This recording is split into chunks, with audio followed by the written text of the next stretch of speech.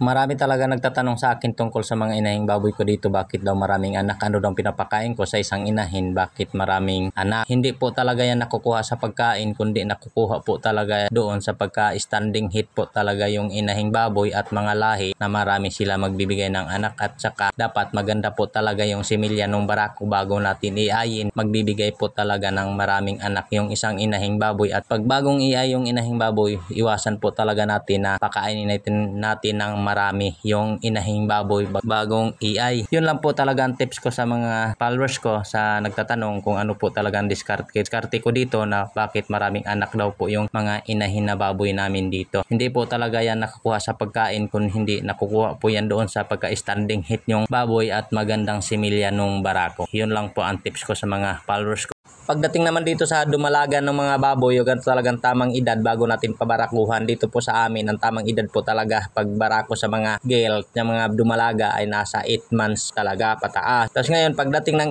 8 months, pag hindi siya tumimbang ng 140 pataas, hindi muna namin sila pabarakuhan, basta antay namin na tumimbang siya ng 140 pataas bago namin siya pabarakuhan. Pero pagdating po talaga ng 8 months, meron na po talagang tumimbang ng 140 pataas. Yun lang po ang mga tips ko sa na ano namin dito, naging experience sa pagpo-farm. 8 months po talaga pataas yung dumalaga bago natin pabarakuhan.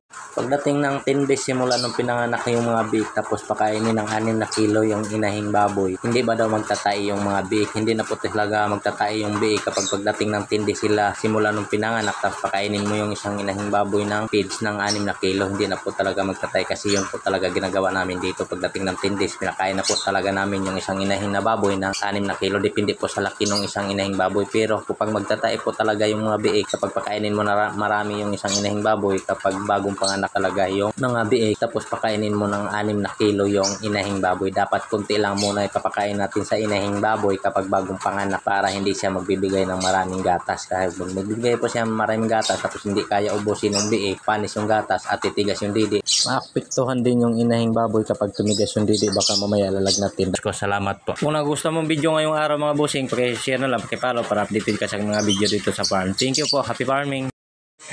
Ilang days daw ako nagpapakain ng lactation feed sa mga inahing baboy ko dito sa Paruing Pin. Nagpapakain po ako ng lactation feeds kapag nag-edad siya ng 95 days buntis. Yan, lactation feeds na po yan, pinapakain ko sa kanya. Tapos bago ko siya dadalhin dito sa Paruing, dapat napurga na po siya ng Alphamic na ivermectin. Bago ko po dadalhin yung buntis dito sa Paruing Pin, pinupurga ko po yan ng ivermectin na Alphamic. Tinatahi po namin yan paikot yung puwit. Labas yung beak niya, no? Yan, basta ganyan yung style, yung buntot niya. Yan. Sige, lalabas mo na. Iri.